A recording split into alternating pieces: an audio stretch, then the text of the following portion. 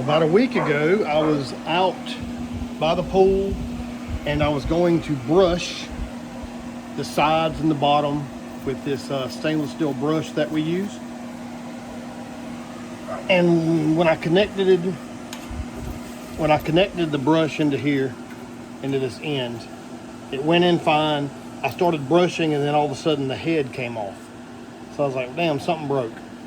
So I grabbed it and I looked, and you could see where this little piece of the clip here broke off compared to the other side. So that sticks out, and that was not barely, sticking out. So it wouldn't attach again to my pole. So I went on Amazon and I think I typed in like plastic V clips because it looks like a V, and a bunch of options pulled up. So I ordered a 6-pack for $4.60 from a brand called ATIE, and it came 4 or 5 days later.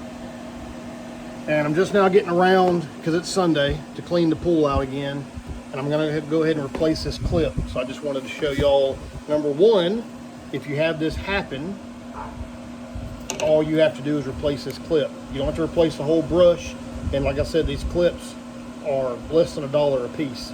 So just replace the damn clip. So first thing you want to do is pull this clip out of here. And the way you do that is just put your finger down in here and kind of pull in towards the middle. That'll release this side. Do it on this side as well. Pull that in. And once you have it in, you can grab it and pull it up. Like that. So that's no good, that's trash. Here's one of the new ones. Of course, they look the same, so it's going to work fine. And then to get this in, with this particular head, it may be different on other brushes, but you have to slide the V part in like this first. If you put the sides in first, it's going to hit that blue piece and it won't go back underneath like it's supposed to. So go ahead and slide that pointy part in first, and then you can compress these two sides with your fingers like this.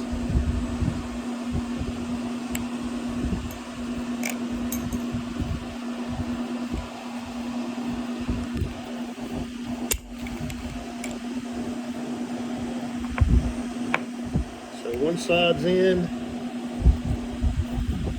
now the other side pops in just like that. So now we have both sides sticking out like they're supposed to. And then all we have to do is go back over here to our pole.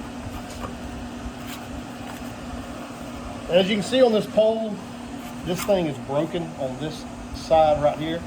It's supposed to look like that side, but it still works. And you have another set of holes back behind here.